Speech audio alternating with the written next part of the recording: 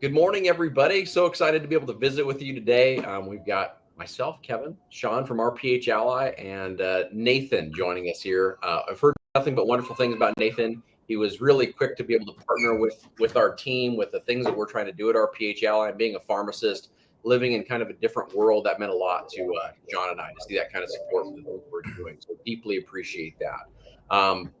But today's an interesting conversation, Sean, and you and I have had lots of wonderful words between you and I and with colleagues about this word called PBM. Usually, it's used as a four-letter word in pharmacy, which is unfortunate because I think that Nathan will be able to tell us a few things that can be positive. But let's start out, Sean, if you would, just getting some kind of history behind TrueScripts and PBMs and all that good stuff, man. Pass it over to you. Yeah, no, I think Nathan. I met Nathan a couple years ago now. He was on a podcast with Todd from the Pharmacy Podcast Network talking about why he started his PBM TrueScripts, and he said one thing in there that made me go wow. Well, two things actually. One was like about his faith. Then the second one was about he had been I don't know what the question was. I remember it, but he said, I will not start a mail order pharmacy because that is the first step down that path of untransparency when it comes to a PBM. And I was like, well, I got to talk to this guy because at that time I was in the middle of my career in the middle of one of those mail order owned, like PBM owned mail order companies. So I'm like, man, I got to talk to this guy. And it was just, we hit it off ever since our first date, our first conversation. And, it's just been really fun to get to know him and just see what he's doing in the PBM space. So I'm gonna kick it back over to you, Kevin, just to kind of give us more grilling questions on Nathan today because he's in the hot seat.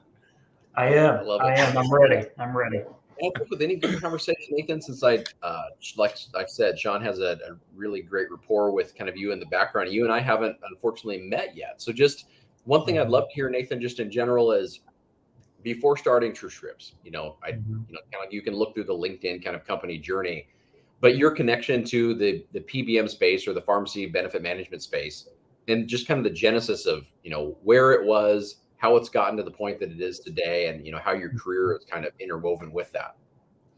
No, sure. I mean, I've been involved in pharmacy since high school. It was one of the first jobs I had, back in 1989. So, at 16 years old. So I've been in pharmacy now for, well over 30 years.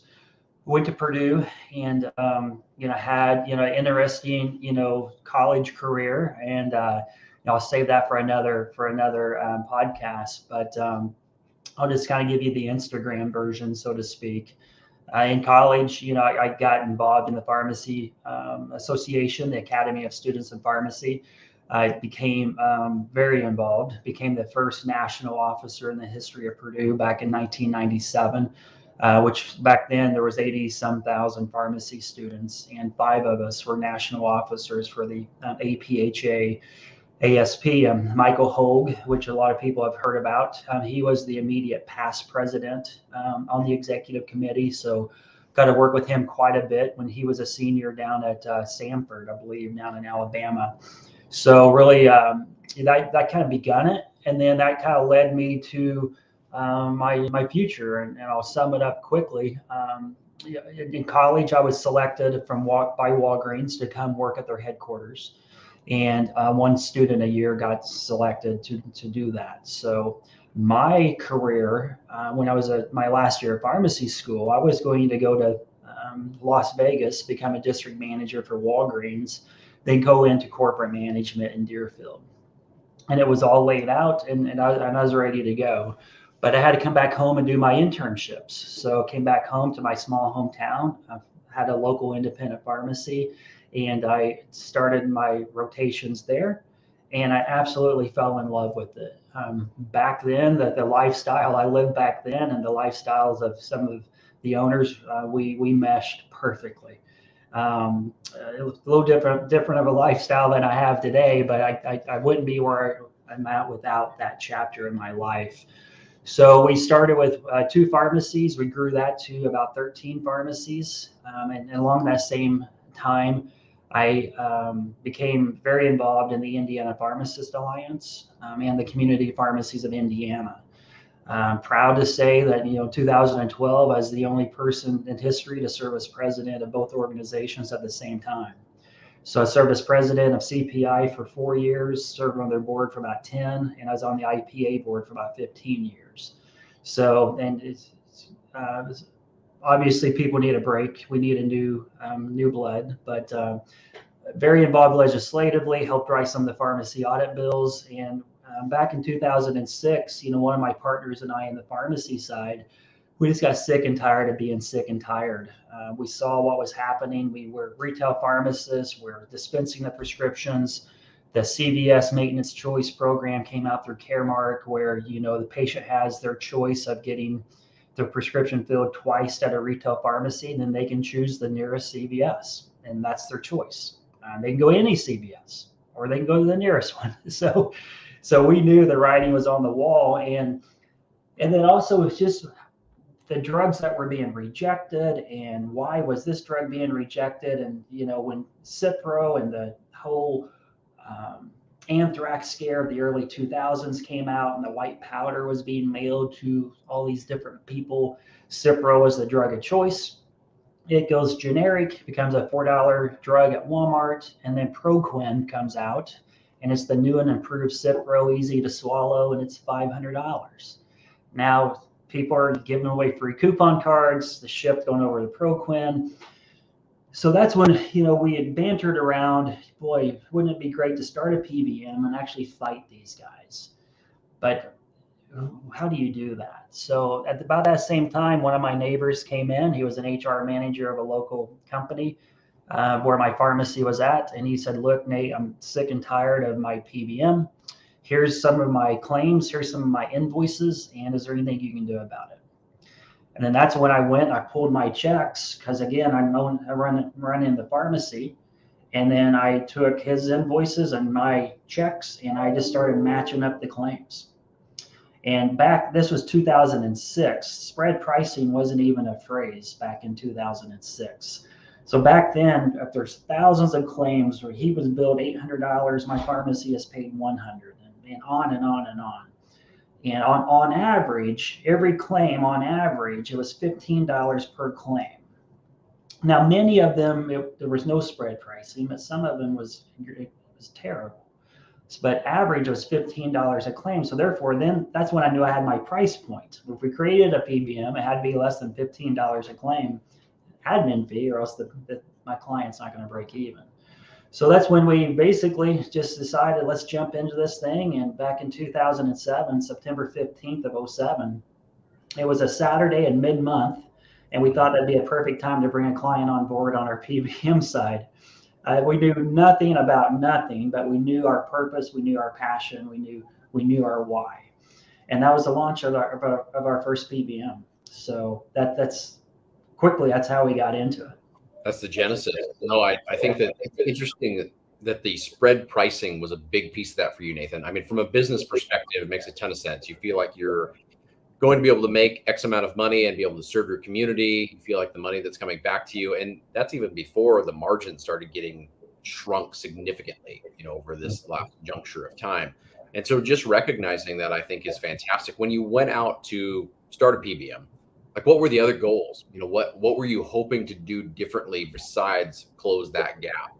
So then back then we were independent pharmacy owners. So the goal is to return all those prescriptions back to the community, i.e. the independent pharmacies ideally. And again, it was self-serving at the time because we owned independent pharmacies. We didn't have any idea how large this thing could get. So we were just working in our local communities. So about whatever community pharmacies were local, we wanted to create shop local programs where the copay could be lower if you use an independent pharmacy.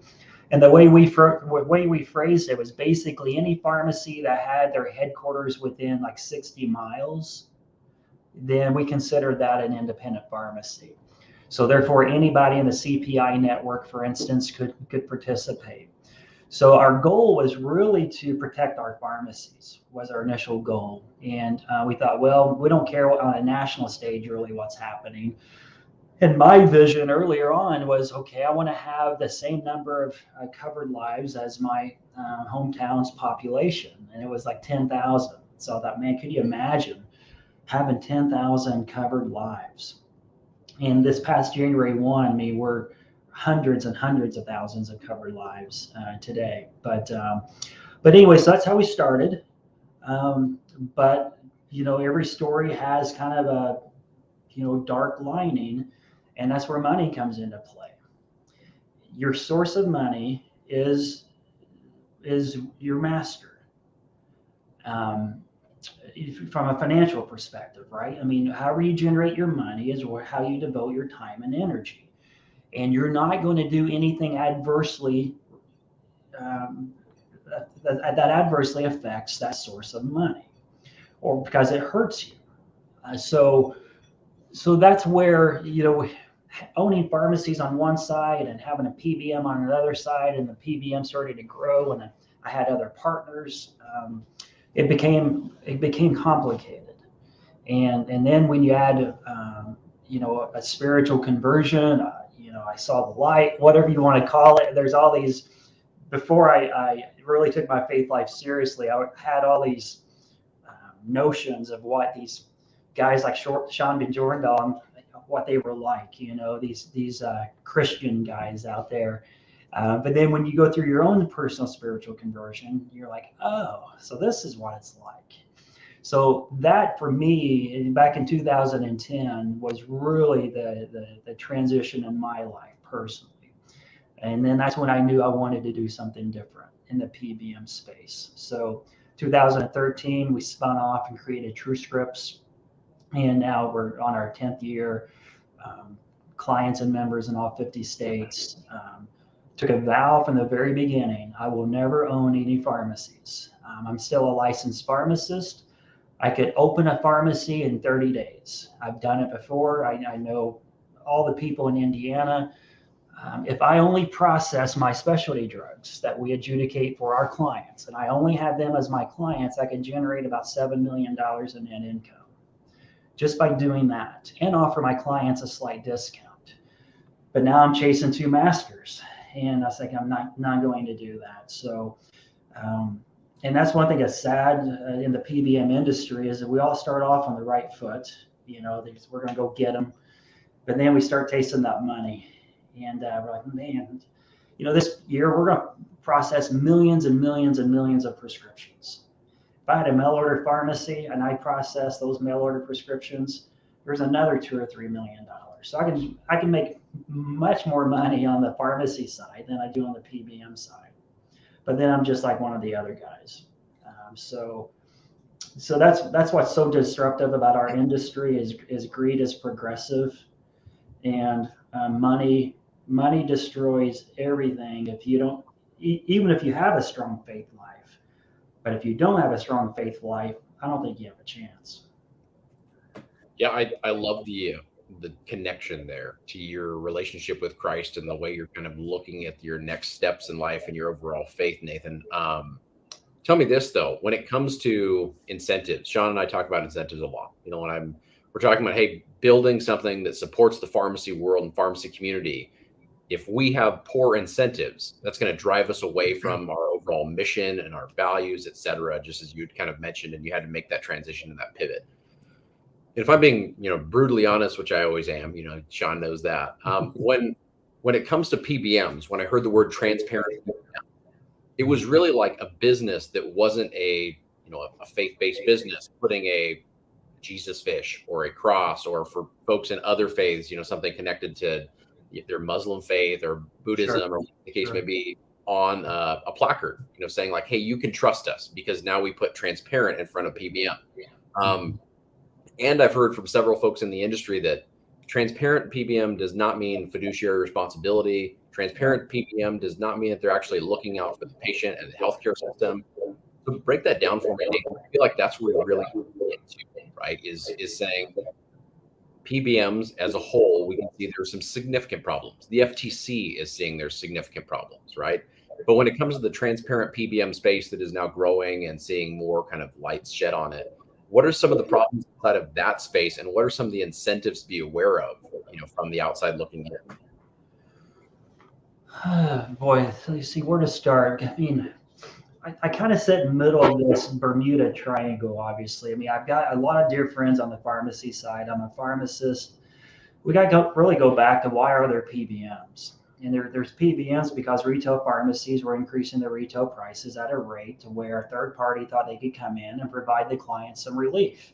So back in the 80s and 90s, prescription card services, PCS, came in and said, look, let us streamline this for you, employers. And I think we can get you some network discounts at the same time. Because every pharmacy was trying to generate as much money as they could back then. And not that it was nefarious. I mean, it's just the free market. So PCS came in and they built a model, and then they realized, boy, we have some leverage here. And the more people we get, the more pharmacies need to be in our network, because pharmacies have to have access to those members. So pharmacies started this issue. And again, my pharmacy brothers and sisters don't like to hear that. But pharmacy's incentive, and again, in full disclosure, I'm going to word this cautiously, but pharmacy owners' incentive is to generate money. That's the ultimate goal. And what type of value added product can we provide to generate revenue? Unfortunately, and I told my CPI friends this 10 years ago, putting pills in a bottle, that's not a value. You guys want more money, more money, more money for what? Because you put a pill in a bottle better and quicker and nicer? That's not a value. What value added services can you provide? And then that's when the room would go silent a little bit. And then how can I sell that product to my clients? We like to complain. I like to complain. But at the end of the day, what are pharmacies doing to fix their own problem? And I also challenge my CPI members, show me your W-2 and your K-1 statement from last year. If we're all taking such a financial beating, parking lots full of $90,000 cars, put your money where your mouth is. Well, then that's where it gets a little silent again. Well, no, I don't want you to look at my money. Just make the PBMs earn less.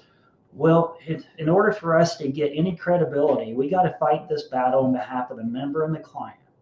That's who pharmacies are supposed to be protecting. We want to make these members healthier, and we want to get their prescription drug costs at the most cost-effective method and generate revenue at the same time. Instead, every side's fighting it from their own perspective. They're bad, that makes us good. Well, so from the incentive from the PBM side, there is no way with TrueScripts you'll ever be able to prove that we're transparent. You won't be able to prove it from the outside looking in. We don't have the Christ symbols and the fish and whatnot. And I'm always trying to be very specific, and you hit it on the head, Kevin, where I try to say faith. Because I don't care if you're a Christian or Muslim or Hindu or Jewish or whatever. We all need to have a higher being that we feel is watching us, and that I make better decisions knowing someone's watching me. Because if it's up to Nathan Gabhart, all hell is going to break loose.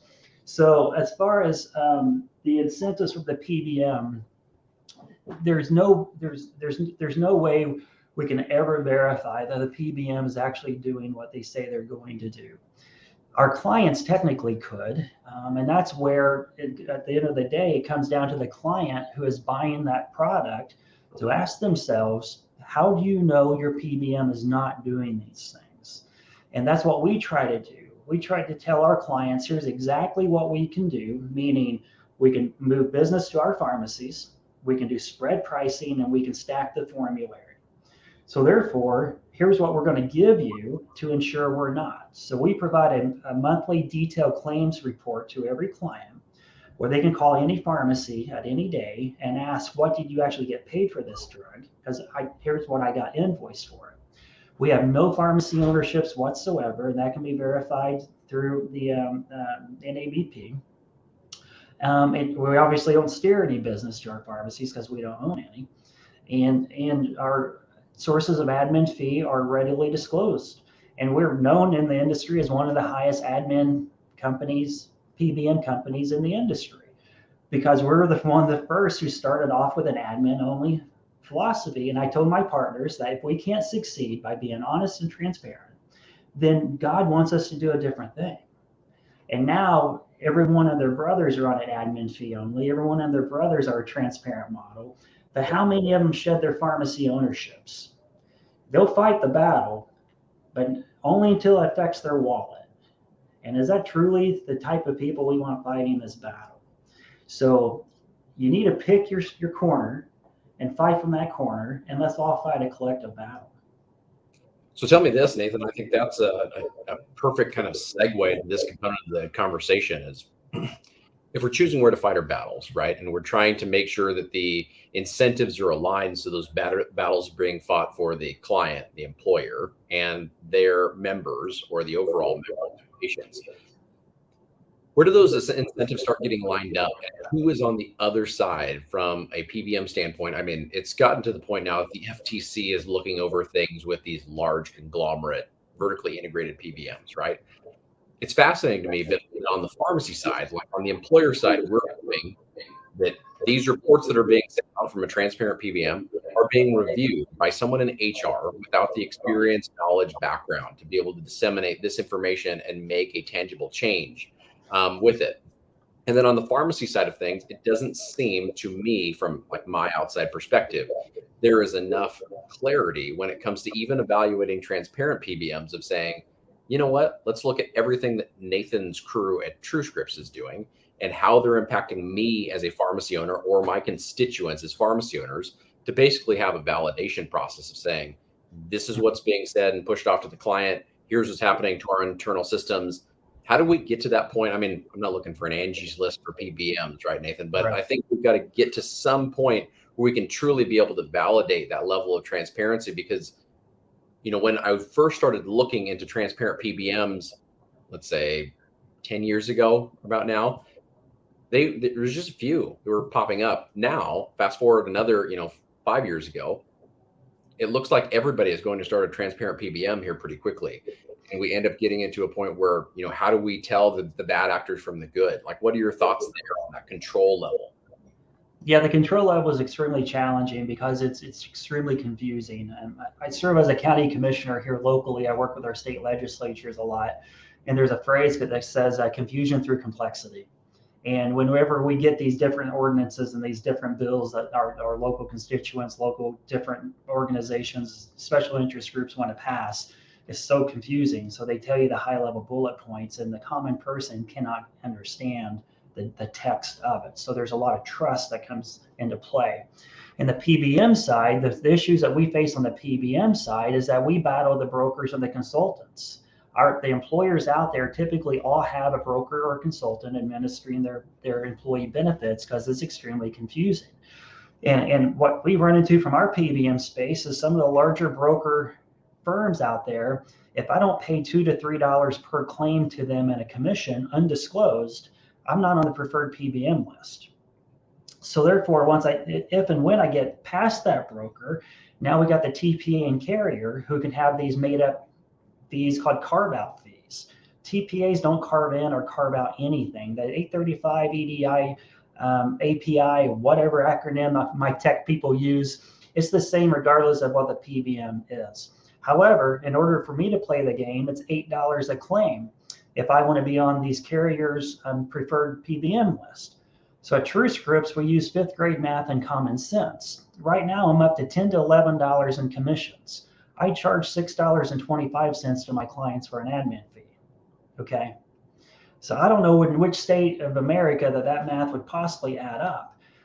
The rebuttal back to me is, well, you're not charging enough. Spread price, stack the formulary, take a piece of the rebate. So I was like, no, that's not our business model. We charge a rebate processing fee because we do adjudicate hundreds of millions of dollars of rebates, and it's a hell of a lot of liability, and managing that formulary takes a lot of expertise. So we charge a per claim flat fee where we're not incentivized over one drug over the other. So really that's what our clients and brokers need to start looking at is the revenue based off where the client's cost increase, our revenue increases, meaning the more expensive drug, the higher the rebate drug, the more money we make. But the challenge is that it's hard. PBMs defy the laws of mathematics. And when you get spreadsheeted and you're in an RFP and you're one of 6 vendors on that spreadsheet and your bottom line is higher than someone else's, you're not going to get it. And all those numbers can be gerrymandered because they're based off what you had last year, not what you're going to have next year, because we have no idea what claims you're going to process next year. No one does. So that's where the gotcha comes into play is your utilization change. changed. Of course it changed. So, and then from the pharmacy side, they don't realize all the PBMs are showing their client is the client's annual review form, where it shows you had $2 million of retail price prescriptions hit our plan, and our network discounts reduced that to 1.2 million. So right off the gate, we saved $800,000 in retail pricing. Had you had no PBM, you would have paid their retail price. And that's why I keep trying to tell my pharmacy friends is, look, when you're saying throw out the PBMs, just imagine if the PBMs went on strike for a week, the sheer chaos that would happen in their retail space if no claim could be adjudicated. And if the client actually paid the retail price, look at the damage, the financial damage. And then how many of those pharmacy owners would start stacking the formulary if they could for their high? I've had pharmacies who switched from a generic to a brand because they were making more dollars on it. So everyone just needs to start being honest. We got to use the client as the central force. And regarding the FCC attorneys, I had an interview with them back in August. We were one of the first PBMs that you reached out to. The challenge that they have before them is absolutely impossible for two non-pharmacist related attorneys to ever get on top of. So the end result of that is just simply a distraction to make you all think that there's something being done internally. Don't worry about it. The government's here to help. And once they fully investigate it, they're not going to be able to come up with a gotcha outcome that says, oh, this is the one thing that needs to change. So that's perfectly said, Nathan. I think that it's interesting. You're talking about some of the elements of adjudication. So that's one of the big questions I think I have for you is the future. You know, we kind of looked at where TrueScripts started, where the PBM world was, all the minutia, you know, in between, and kind of the confusion, smoke and mirrors, all those things, the terminology that's in space, how each party has kind of played their role in making the environment the way it currently is. You know, but we're seeing a few things that I think are really interesting, Nathan. A few things that I think will impact patient care in particular. So one of them that we're seeing right now and gets a lot of news coverage, but it's been done for a little while by other, you know, pharmacy groups, but is the cost plus model and looking at what's happening inside of like, here's the individual payment model that's being pulled out by Medicare. We're looking at these data points. We're pulling these data points and then utilizing that as a percentage-based increase. You know, so now we're going to membership bases. We're trying to shift away from like a PBM cost model and go toward a nationalized cost model based on, you know, what the NDCs are. And then the other piece that I'm actually more curious about your thoughts is really, we see so many things in healthcare about pharmacists becoming more clinically involved. And you mentioned that very early with an, you know, $90,000 rigs out in the parking lot, very little clinical service being offered and primarily a product being pushed across a counter. And so my curiosity has always been, Nathan, this: why are we always looking to do medical billing when we have PBM partners that are incentivized to add quality to their crews, all of the folks that they service, those employer groups? And so those are my two big questions is, you know, what's going to happen in the space, do you feel, with the cost plus model and shifting away from where we're kind of gearing what drugs are worth or cost? And then also, where do you see innovative PBMs shifting the kind of dial over instead of just EIR straight back fees, going toward pharmacists and saying, we believe that you can offer higher quality through using these clinical incentives, and here's how we're going to connect the dots for it. Yeah, sure. So starting on the pharmacy side, obviously pharmacists have so many skill sets that they can utilize that they don't, especially retail pharmacists, which is what I am. So the challenging thing is basically, we're selling anytime you sell a product, I don't care what the product is, you have to be able to articulate the value of that product. What's the value? Why do you want it? What are we going to do? And then how we're going to measure it. And at the end of the day, the purchaser has to know that the overall value is greater than what the cost is, right? And that's how we make any purchase decision. Pharmacy is really onto something, but we haven't really built out that equation completely yet. We talk in terms of clinical interventions. We can use our pharmaceutical knowledge. We can help provide better outcomes. Okay, well, what is that? And so we got to define that into actionable items that says, and again, I'm just making this up as I sit here, that look, I've got access to my patient's lab values. So any diabetic who doesn't have a A1C every 6 months, I'm going to outreach that patient and ensure that they get an A1C. And so therefore my A1C monitored patients, if for every 1% that decreases in A1C is a 33% long-term decrease in costs, which based off the Medicare findings is $32,000 or whatever. So therefore, okay, that's a value. Now, how do we monitor that? And then how do I get the medical claims data from my clients that corroborates that? Because ideally, here's the 10 patients that were monitored and look at their cost versus the non-monitored patients. And that delta is the value that you brought. Quality of life is important. Longevity is important. But at the end of the day, you got to increase productivity as an employee, or you got to decrease the cost to the employer. Having the employee or the member just live longer and there's no benefit to the client as far as productivity or cost, that product's probably not going to sell as well as it could be. So therefore, pharmacists have to, one, simple it down. They had to idiot proof it. It's kind of what I call it in Indiana, where a guy like me can understand it. Then I can take that to my clients and say, hey, look, in this geographical area, here's some additional services.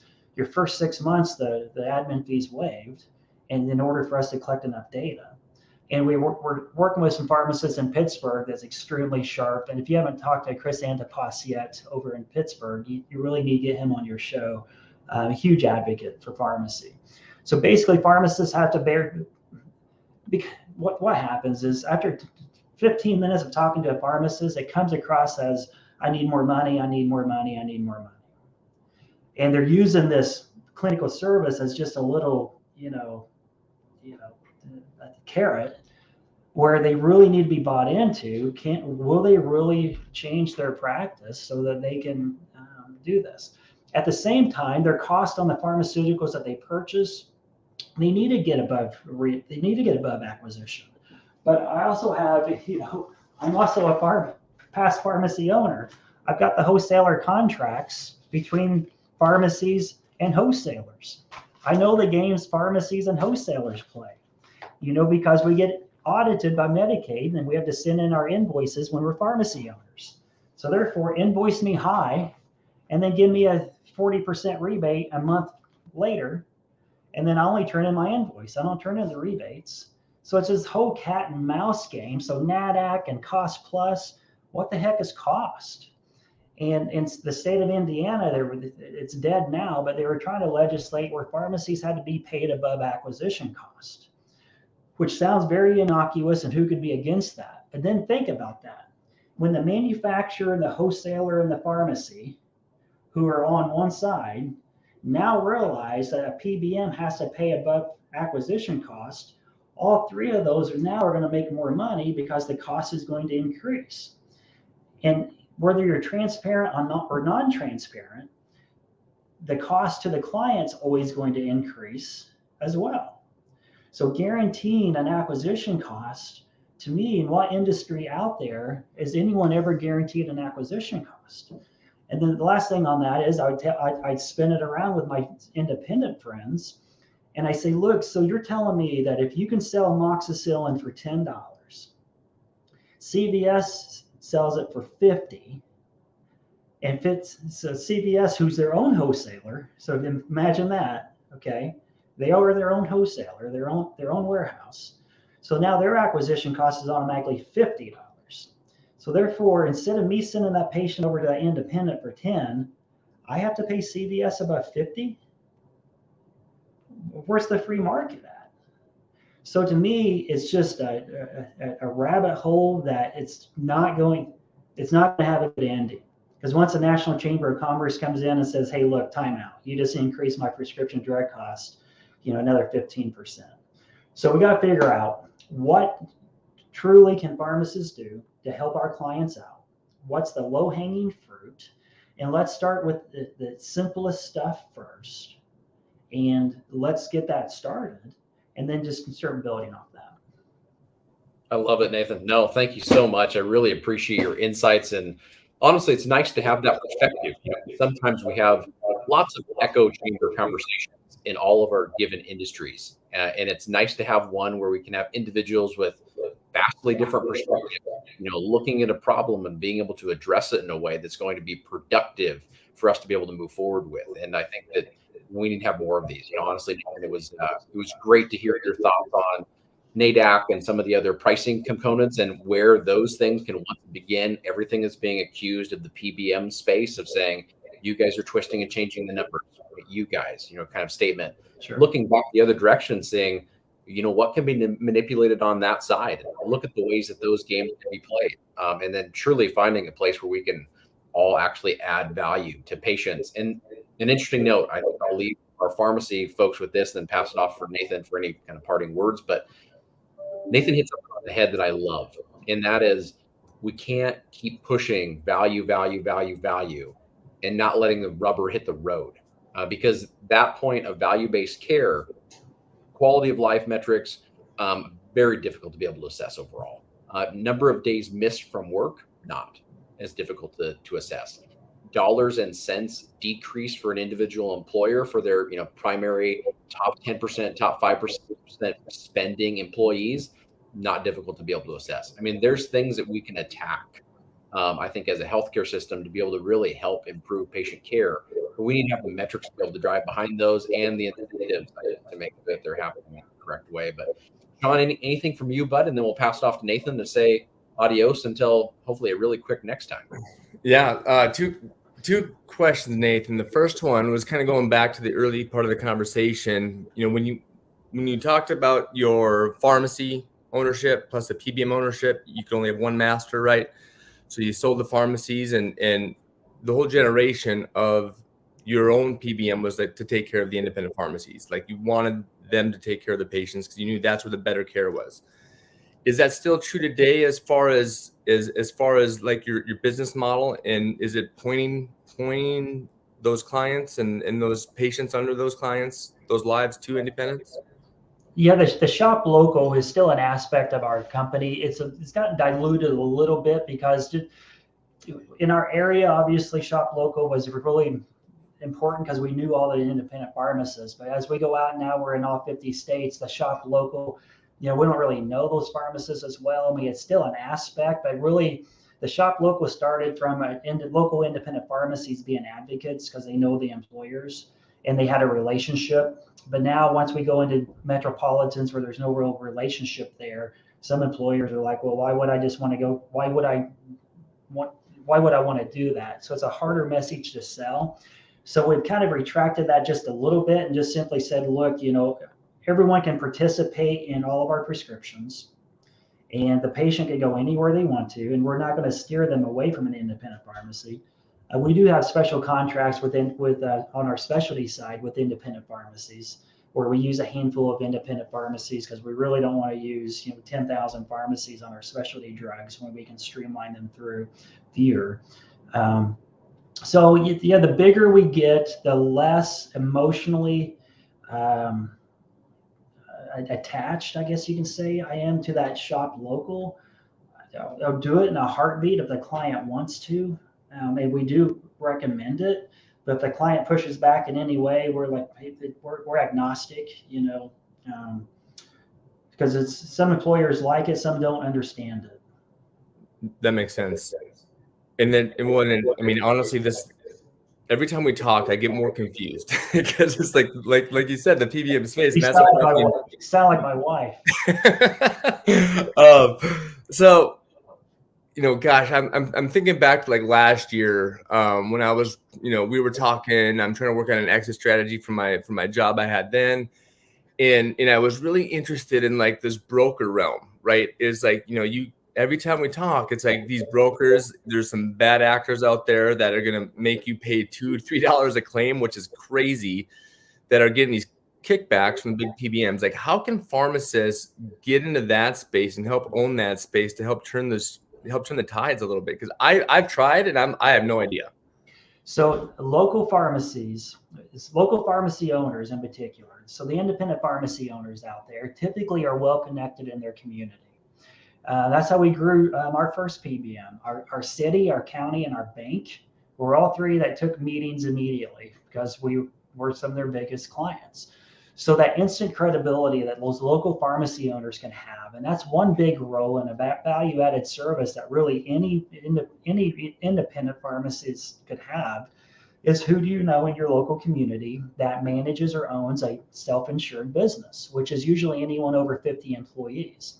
A lot of them are neighbors or friends or colleagues. Well, if you have anyone over 50 employees, they're probably self-insured. So getting a referral of a PBM you know, like, and trust into that client and opening that door is a huge advantage for a PBM like us. Because when we call, we're a transparent PBM, one of 100, right? But when pharmacists recommend us in, that's an incredible feeder system for PBMs.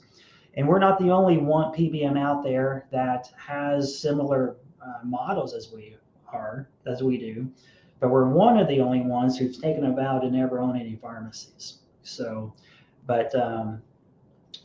instead of complaining to your local employers, you could call and say, hey, look, your current PBM could be doing this, this, and this.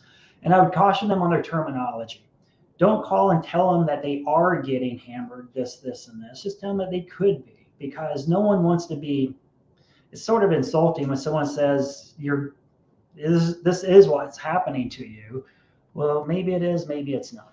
So basically, just let them know what could be happening. And then, we have clients and members in all 50 states. And again, there's other PBMs out there. I don't care if they use TrueScripts or not. I mean, I grew up on welfare. I've got more wealth than I could ever imagine. I don't need more money, but I need employers to be protected by a good PBM. It's awesome. Yeah. Go. No, I love it. Well, awesome. Nathan, once again, so excited to have you as part of the team. Love the whiteboard in the background there. And I'm a whiteboard guy too. He's a whiteboard guy. That's all he does is whiteboard sometimes. So I feel you on that. And please, I'm looking forward to the next conversation about us kind of diving deep into some of these individual subjects that some of the listeners and our members are really excited to hear more about, because I feel like the educational level for coming out and trying to do something inside of their local communities, nationally, whatever the case may be, need to have a really good beat about all of these types of conversations, because it's going to dictate the future of our profession. So once again, Nathan, super excited to be able to have you with us and share your knowledge, and looking forward to talking to you soon. My pleasure, Kevin and Sean. Always great seeing you guys. Thank you. All right, awesome. Nathan. Have Take care. Good day, everybody. Bye-bye. See you, bud. Bye-bye.